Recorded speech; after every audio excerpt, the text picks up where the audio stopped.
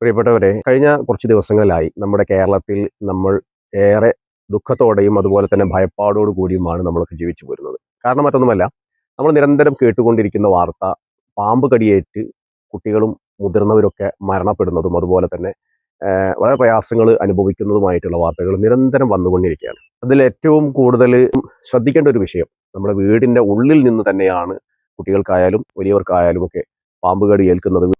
ഈ ഒരു സാഹചര്യത്തിൽ പ്രവാചകൻ മുഹമ്മദ് നബി സല്ലല്ലാഹു അലൈഹി വസല്ലമ തങ്ങൾ നമ്മോട് ശ്രദ്ധിക്കാൻ വേണ്ടി കൽപ്പിച്ചിട്ടുള്ള ഒരു അധ്യാപനം ഞാൻ നിങ്ങളുടെ മുമ്പിൽ വെക്കുകയാണ്. നിങ്ങൾ നിങ്ങളുടെ വിരിപ്പിലേക്ക് പോവുകയാണെങ്കിൽ നിങ്ങൾ ആ വിരിപ്പ് എടുത്ത് കുടഞ്ഞതിന് ശേഷം മാത്രമേ അത് ഉപയോഗിക്കാൻ പാടുള്ളൂ.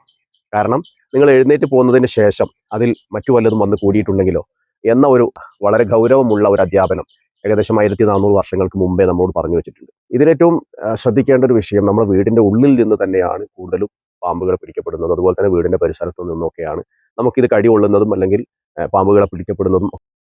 നമ്മൾ വളരെ ശ്രദ്ധിക്കേണ്ട ഒരു കാര്യം, നമ്മുടെ കിടപ്പറയിലേക്ക് നമ്മൾ ചെല്ലുമ്പോൾ, ഉറങ്ങാൻ വേണ്ടി ചെല്ലുന്ന സമയത്ത് നമ്മൾ രാവിലെ എഴുന്നേറ്റ് പോകുമ്പോൾ മടക്കി വെച്ച ആ പുതപ്പും അതുപോലെ തന്നെ ബെഡ്ഷീറ്റും ഒക്കെ അല്ലെങ്കിൽ തലയിണയൊക്കെ അതേപോലെ തന്നെ നമ്മൾ രാത്രി ചെന്ന് ഉപയോഗിക്കുന്ന സമയത്ത്, ഇപ്പോൾ കുറ്റ്യാടിയിൽ നിന്ന് 5 പാമ്പുകളെയാണ് പിടിക്കപ്പെട്ടുള്ളത്. തലയാണൻ്റെ ഉള്ളിൽ നിന്ന് 5 പാമ്പുകളെ പിടിക്കപ്പെട്ടു. അതുപോലെ തന്നെ കട്ടിലിൽ നിന്ന് പിടിക്കപ്പെട്ടു, കട്ടിലിൻ്റെ അടിയിൽ നിന്ന് പിടിക്കപ്പെട്ടു, അങ്ങനെ വീടിൻ്റെ ഉള്ളിൽ നിന്ന് പല സ്ഥലങ്ങളിൽ നിന്ന് പിടിക്കപ്പെട്ടു, അലമാരയിൽ നിന്ന് പിടിക്കപ്പെട്ടു എന്നൊക്കെ നമ്മളിങ്ങനെ കേൾക്കുന്നുണ്ട്.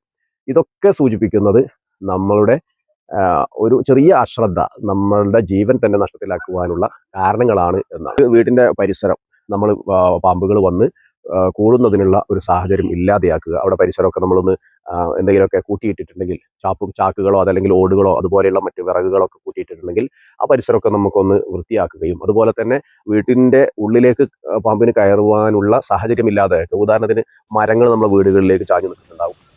അപ്പോൾ മരത്തിലൂടെ പാമ്പ് കയറി നമ്മുടെ എയർ ഹോളുകളുടെ ഉള്ളിലൂടെയൊക്കെ നമ്മുടെ വീട്ടിൻ്റെ ഉള്ളിലേക്ക് എത്താൻ സാധ്യതയുണ്ട്. അപ്പോൾ എയർ ഹോളുകളൊക്കെ ഉണ്ടെങ്കിൽ നമ്മളതൊക്കെ നന്നായിട്ട് നെറ്റ് വെച്ച് അടയ്ക്കുക. അതുപോലെ തന്നെ മരങ്ങൾ നമുക്ക് വെട്ടി ഒഴിവാക്കാൻ പറ്റുന്നതാണെങ്കിൽ വെട്ടി ഒഴിവാക്കുക. എയർ ഹോളുകളോ അല്ലെങ്കിൽ വീടിൻ്റെ ഉള്ളിലേക്ക് മറ്റു വല്ല പാമ്പുകൾക്ക് കടന്നു വരാനുള്ള സാഹചര്യങ്ങളൊക്കെ ഉണ്ടെങ്കിൽ അതൊക്കെ നമ്മൾ അടച്ചു വെക്കുക. ഇങ്ങനത്തെയുള്ള മുൻകരുതലുകൾ കൊണ്ട് മാത്രമേ നമുക്ക് വീടിൻ്റെ ഉള്ളിലോ അതല്ലെങ്കിൽ വീടിൻ്റെ പരിസരത്തോ ഉള്ള പാമ്പിൻ്റെ ശല്യങ്ങളെ നമുക്ക് ഒഴിവാക്കാൻ വേണ്ടി കഴിയുകയുള്ളൂ.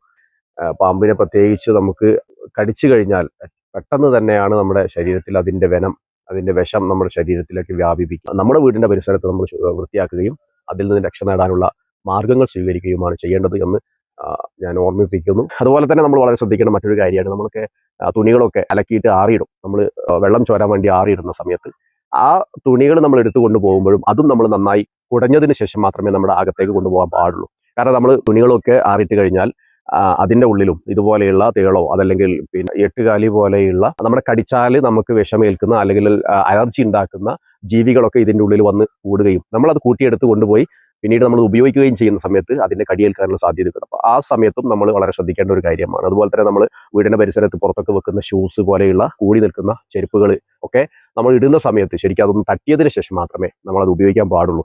നിങ്ങളിതൊക്കെ ഒന്ന് മറ്റുള്ളവരിലേക്കൊന്ന് ഷെയർ ചെയ്യുക. നമ്മൾ ജാഗ്രത പാലിക്കുക.